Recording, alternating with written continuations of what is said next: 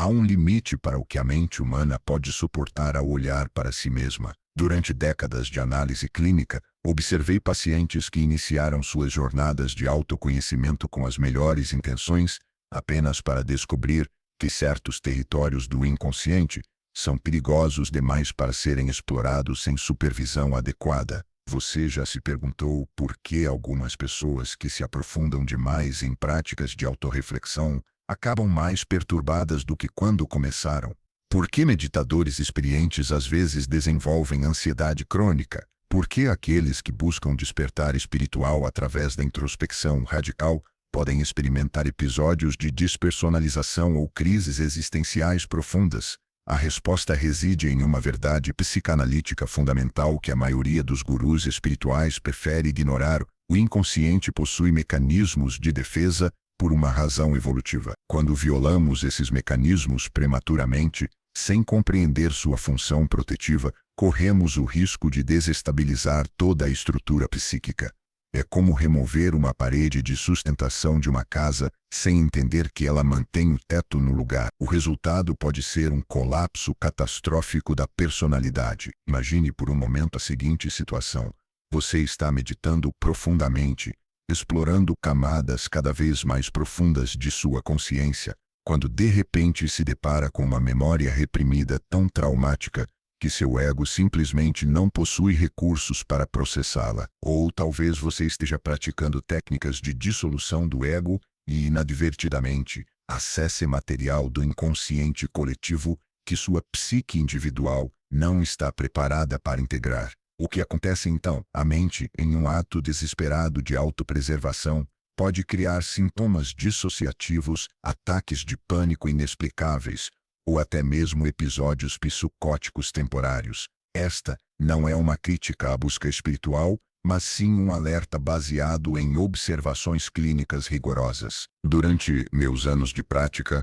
documentei dezenas de casos onde indivíduos bem-intencionados, buscando acelerar seu desenvolvimento espiritual através de técnicas introspectivas intensas, acabaram desenvolvendo o que hoje chamamos de emergências espirituais. Estes episódios se caracterizam por uma invasão súbita de conteúdo inconsciente na consciência desperta, resultando em sintomas que podem variar desde ansiedade generalizada até crises de identidade severas.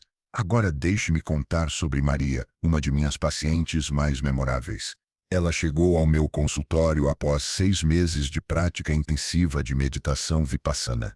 Inicialmente havia experimentado estados de paz e clareza mental extraordinários. Entretanto, em certo ponto de sua prática, começou a ter visões perturbadoras durante as sessões, imagens de violência inexplicável, sensações de estar sendo observada por presenças malignas, e episódios onde perdia completamente a noção de quem era. O que Maria não compreendia era que sua técnica meditativa havia inadvertidamente dissolvido as barreiras neurológicas que normalmente filtram o material inconsciente, permitindo que conteúdos arcaicos e primitivos invadissem sua consciência desperta sem mediação adequada. O caso de Maria ilustra perfeitamente o que chamo de síndrome do explorador espiritual despreparado. É como se alguém decidisse explorar as profundezas do oceano sem equipamento de mergulho adequado. A princípio, a experiência pode ser fascinante, mas quanto mais fundo você vai, maior o risco de sucumbir à pressão. No contexto psicológico, essa pressão se manifesta como material reprimido que emerge sem integração consciente, criando fragmentação ao invés de wholeness. Estou falando para você que está assistindo este vídeo, porque reconheço em muitos buscadores espirituais contemporâneos os mesmos padrões que observei em meus pacientes há mais de um século. A diferença é que hoje temos acesso a técnicas e práticas espirituais de diversas tradições, muitas vezes desenraizadas de seus contextos culturais originais e dos sistemas de apoio que tradicionalmente acompanhavam tais práticas. É como ter acesso a medicamentos poderosos sem prescrição médica ou acompanhamento adequado. Você já se questionou por que tantas tradições espirituais autênticas enfatizam a importância de um mestre ou guia experiente? Por que os místicos sufi falam sobre a necessidade de um sheikh? Por que o budismo tibetano insiste na relação guru-discípulo? A resposta não é autoritarismo religioso como muitos modernos supõem, mas sim sabedoria psicológica milenar. Essas tradições compreendiam intuitivamente o que a psicanálise posteriormente formulou de maneira científica. A jornada para dentro pode ser perigosa sem mapas adequados e supervisão experiente. Vou compartilhar com você 3 sinais de alerta que indicam quando o autoconhecimento está se transformando em autossabotagem psíquica. O primeiro é o que denomino dissociação meditativa crônica. Isto ocorre quando práticas contemplativas, ao invés de aumentar a presença e consciência corporizada, resultam em uma tendência crescente a se desconectar da realidade consensual. Pacientes que desenvolvem este padrão frequentemente relatam sensações de estar vivendo em um sonho, dificuldade para se conectar emocionalmente com outras pessoas e uma preocupante perda de interesse em atividades mundanas necessárias para o funcionamento social básico.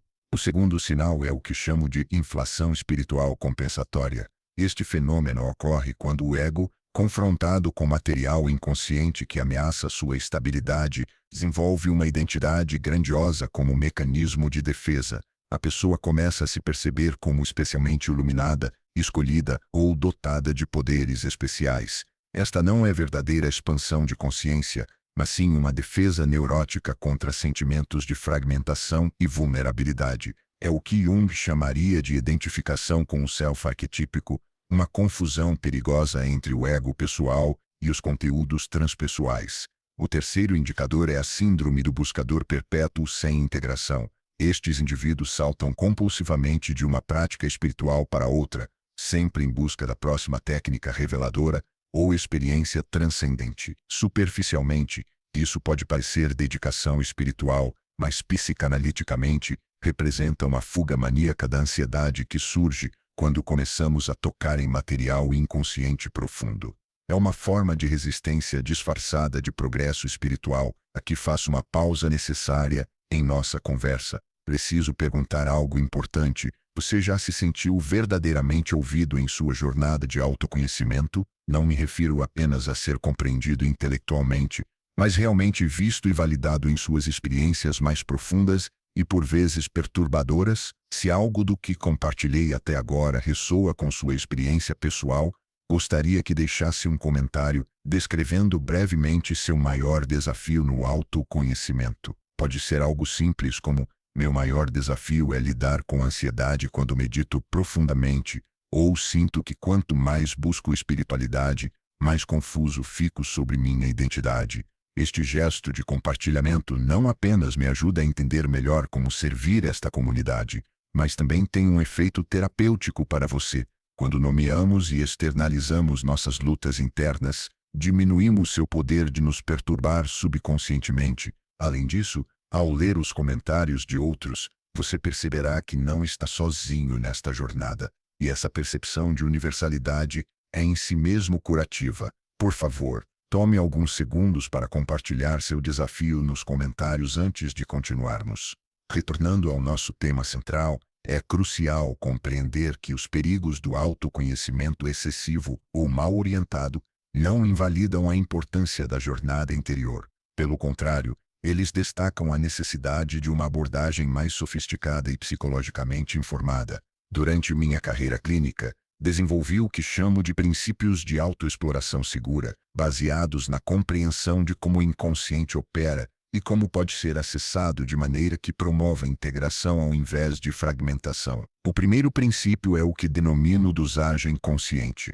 Assim como um medicamento pode ser curativo na dose correta e tóxico em excesso, a exploração do inconsciente deve ser dosada cuidadosamente. Isto significa estabelecer limites temporais para práticas intensivas, alternar períodos de introspecção com atividades integradoras no mundo externo e desenvolver sensibilidade para reconhecer quando estamos nos aproximando de nossos limites psicológicos. Muitos problemas surgem quando praticantes espirituais adoptam uma mentalidade de mais é melhor, intensificando suas práticas precisamente quando deveriam estar integrando e estabilizando insights já obtidos. O segundo princípio fundamental é a importância da ancoragem corporal durante exploração psíquica.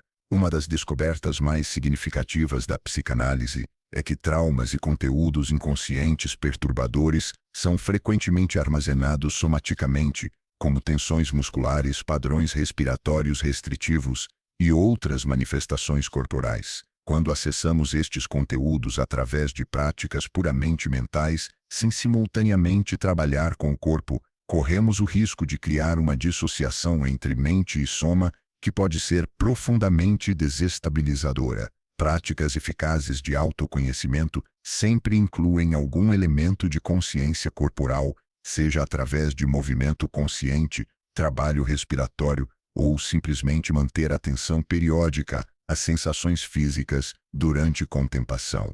O terceiro elemento crucial é o que chamo de testemunha estabilizada. Este conceito se refere ao desenvolvimento de uma função psíquica que pode observar conteúdo inconsciente sem ser completamente identificada com ele. É a diferença entre dizer "eu sou ansioso" e perceber a ansiedade surgindo e passando pela consciência. Esta capacidade de testemunhar sem identificação total é desenvolvida gradualmente e representa uma das conquistas mais importantes da maturidade psicológica. Práticas que cultivam esta função incluem meditação, mindfulness, diálogo interno consciente e técnicas de auto-observação desenvolvidas na tradição da terapia gestáltica. Agora, deixe-me abordar diretamente um dos aspectos mais perigosos da exploração espiritual contemporânea: a tendência a buscar estados alterados de consciência sem compreender suas implicações neurológicas e psicológicas. Durante estados místicos ou transcendentes, as estruturas neurológicas responsáveis pela manutenção da identidade do ego temporariamente se alteram ou se dissolvem. Embora isto possa resultar em experiências profundas de unidade e beatitude, também pode deixar a psique vulnerável a invasões de material inconsciente arcaico que normalmente permanece filtrado e inacessível à consciência desperta. Quando este material emerge sem preparação adequada ao contexto interpretativo, pode manifestar-se como visões aterrorizantes, sensações de estar sendo possuído por entidades externas, ou episódios onde a pessoa sente ter perdido completamente sua identidade pessoal. Estas experiências não são necessariamente patológicas em si mesmas, mas tornam-se problemáticas quando não há estrutura psicológica adequada para integrá-las. É por isso que tradições autênticas sempre enfatizam preparação extensa, purificação gradual e integração cuidadosa como componentes essenciais do caminho espiritual. Estudos neurocientíficos recentes validaram muitas das intuições freudianas sobre o funcionamento da mente inconsciente. Sabemos agora que aproximadamente 90% do processamento mental ocorre abaixo do limiar da consciência desperta. Esta vasta rede subconsciente inclui não apenas memórias pessoais reprimidas, mas também padrões evolutivos arcaicos, reflexos primitivos de sobrevivência e o que Jung chamou de inconsciente coletivo. Quando práticas espirituais dissolvem prematuramente as barreiras entre consciente e inconsciente, todo este material pode emergir simultaneamente, criando o que tecnicamente chamamos de influxo psíquico não metabolizável.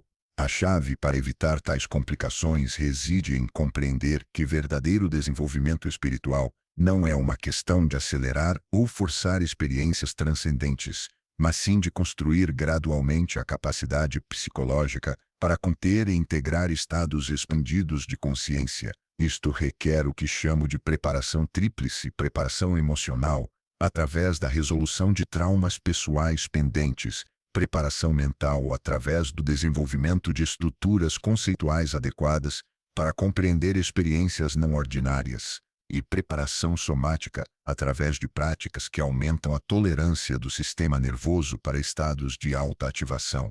Preparação emocional envolve o que na psicanálise chamamos de trabalho de luto. Isto significa processar conscientemente perdas, traições, abandonos e outros ferimentos emocionais que permanecem não resolvidos em nossa história pessoal. Quando estes complexos traumáticos permanecem ativos no inconsciente, eles podem ser ativados durante estados espirituais expandidos, contaminando experiências transcendentes com material psicopatológico. É por isso que muitas tradições espirituais enfatizam a importância da purificação moral e emocional como preparação para práticas avançadas. Preparação mental requer o desenvolvimento do que poderíamos chamar de alfabetização psicológica, compreensão básica de como a mente funciona, familiaridade com conceitos como projeção, transferência, identificação e outros mecanismos psíquicos fundamentais. Quando uma pessoa compreende, por exemplo, que visões de figuras arquetípicas durante meditação podem representar aspectos reprimidos de sua própria psique, ao invés de entidades literalmente externas, ela está muito menos propensa a desenvolver episódios psicóticos ou inflação espiritual. Preparação somática é talvez o aspecto mais negligenciado na espiritualidade contemporânea. O sistema nervoso humano evoluiu para lidar com certos níveis de estimulação e ativação. Estados místicos frequentemente envolvem níveis extraordinários de energia que podem sobrecarregar um sistema nervoso despreparado, resultando em sintomas que variam desde ansiedade crônica até episódios de despersonalização.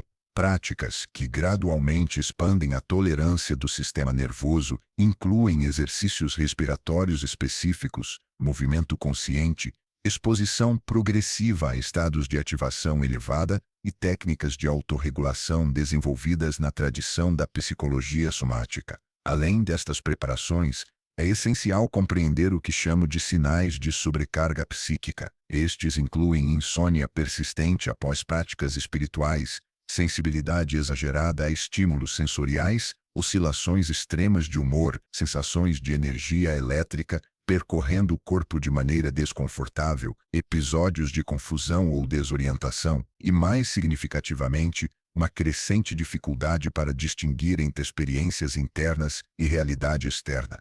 Quando qualquer destes sinais se manifesta, é indicação clara de que as práticas devem ser temporariamente suspensas ou significativamente modificadas. Um dos erros mais comuns que observo em buscadores espirituais modernos é o que chamo de síndrome do progresso linear. Esta é a crença errônea de que desenvolvimento espiritual deve proceder de maneira constante e ascendente, sempre em direção a estados mais elevados de consciência. Na realidade, crescimento psicológico e espiritual autêntico é um processo cíclico que inclui períodos de expansão seguidos por períodos de integração e até mesmo regressão temporária. Tentar forçar progresso linear frequentemente resulta no que psicanaliticamente chamamos de formação reativa, um esforço exagerado para manter estados artificialmente elevados que eventualmente colapsa de maneira espetacular. Verdadeiro desenvolvimento espiritual inclui o que chamo de tolerância para a regressão consciente. Isto significa desenvolver capacidade para temporariamente retornar a estados mais primitivos ou defensivos quando necessário, sem julgamento ou desespero. É semelhante ao conceito de regressão terapêutica na psicanálise. Às vezes é necessário temporariamente retornar a padrões mais básicos de funcionamento para integrar novo material ou processar traumas emergentes. Durante minha prática clínica, observei que indivíduos com desenvolvimento espiritual mais estável são aqueles que desenvolveram o que chamo de ego transpessoal flexível. Esta é uma estrutura psíquica que pode expandir-se para acomodar experiências transcendentes sem perder completamente sua função organizadora básica. É como ter uma casa com paredes que podem se tornar transparentes quando apropriado, mas que mantém sua integridade estrutural fundamental. Desenvolver tal flexibilidade requer anos de prática cuidadosa e frequentemente beneficia enormemente de supervisão por alguém que já navegou estas águas complexas. Agora, quero abordar especificamente o fenômeno que chamo de trauma espiritual iatogênico, ou seja, trauma causado pela própria busca espiritual mal orientada. Este tipo de ferimento psíquico é particularmente insidioso porque a pessoa frequentemente não reconhece que suas práticas espirituais estão causando dano. Os sintomas podem incluir uma sensação persistente de estar espiritualmente inadequado, medo crescente de exploração interior, fragmentação da identidade, e o que tecnicamente chamamos de anedonia espiritual, perda da capacidade de experimentar prazer ou significado em práticas que anteriormente eram nurturadoras.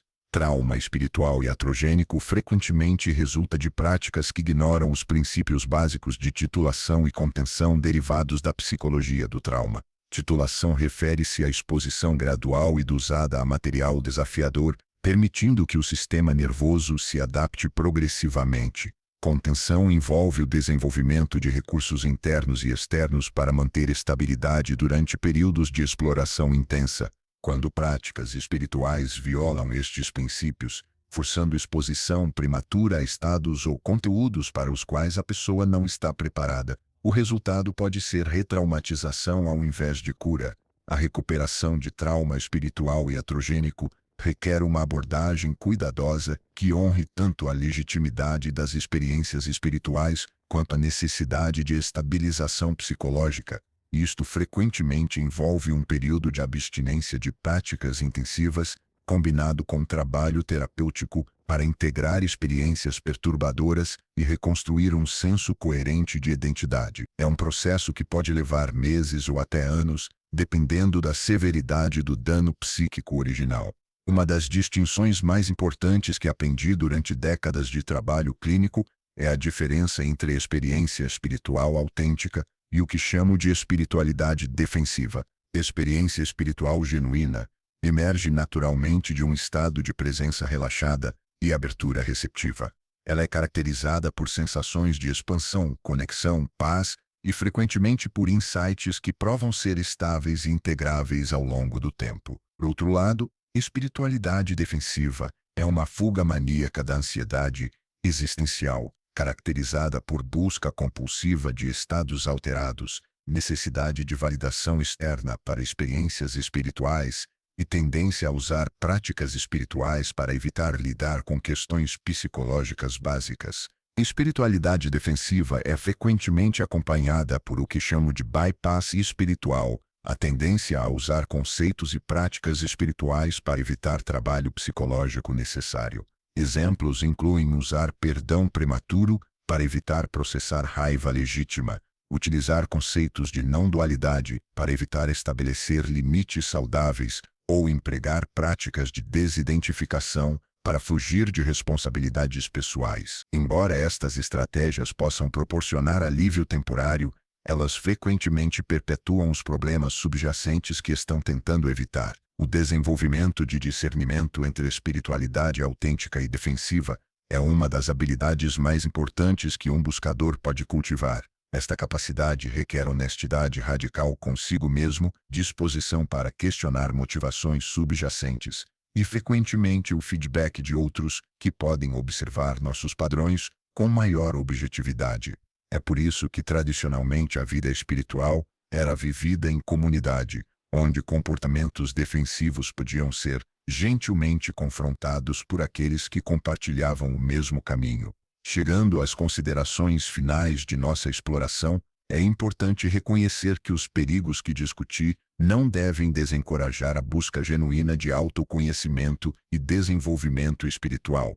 Pelo contrário, compreender estes riscos nos permite navegar a jornada interior com maior sabedoria e segurança. É como aprender sobre os perigos da montanha antes de escalar. O conhecimento dos riscos não nos impede de subir, mas nos permite preparar adequadamente e tomar decisões informadas ao longo do caminho. A verdade é que a alternativa à exploração consciente do inconsciente não é segurança, mas sim o que chamo de neurose espiritual crônica, uma vida vivida na superfície, defendida contra as profundidades, mas perpetuamente assombrada por aquilo que permanece não explorado. Tal vida pode parecer estável, mas frequentemente é caracterizada por uma sensação persistente de vazio, falta de significado autêntico e episódios periódicos de ansiedade existencial que emergem quando as defesas temporariamente falham. O caminho sábio, portanto, não é evitar completamente a jornada para dentro, mas sim abordá-la com o respeito, preparação e paciência que sua complexidade exige. Isto significa aceitar que verdadeiro autoconhecimento é um processo de décadas, não meses. Significa desenvolver tolerância para a ambiguidade e paradoxo, reconhecendo que a mente humana é vastamente mais complexa do que qualquer mapa ou sistema pode completamente descrever. e significa cultivar humildade diante do mistério fundamental da consciência, permanecendo sempre um estudante ao invés de assumir prematuramente o papel de mestre. Reconheço que esta jornada pode ser profundamente solitária e por vezes desanimadora. É natural sentir-se perdido ou confuso ao navegar territórios psíquicos que poucos ao seu redor compreendem ou validam. É por isso que criei este canal para oferecer perspectivas baseadas em décadas de observação clínica que possam servir como faróis durante períodos de confusão ou dificuldade em sua própria jornada de autoconhecimento. Se o conteúdo que compartilhei ressoa com sua experiência, convido você a se inscrever no canal e ativar as notificações. Nos próximos vídeos, explorarei tópicos relacionados como técnicas específicas para a integração segura de material inconsciente, sinais de que você está pronto para aprofundar sua prática e métodos para desenvolver a função de testemunha estabilizada que mencionei anteriormente. Também gostaria que deixasse um like neste vídeo se encontrou valor em nossa conversa, pois isto ajuda outras pessoas que podem estar enfrentando desafios similares a encontrar este conteúdo. Lembre-se de que buscar autoconhecimento não é um ato de autoimportância, mas sim um dos gestos mais altruístas que um ser humano pode fazer. Quando compreendemos nossas próprias projeções, sombras e padrões inconscientes, tornamo-nos menos propensos a causar dano a outros através de nossa inconsciência. Quando integramos nossos próprios complexos traumáticos, paramos de perpetuar ciclos de ferimento que podem ter passado através de gerações de nossa família. Quando desenvolvemos capacidade para conter nossos próprios estados emocionais intensos, tornamo-nos recursos de estabilidade para aqueles ao nosso redor que ainda estão aprendendo esta habilidade. Sua jornada pessoal para dentro, quando conduzida com sabedoria e cuidado, torna-se um presente não apenas para si mesmo, mas para todo o tecido humano do qual fazemos parte.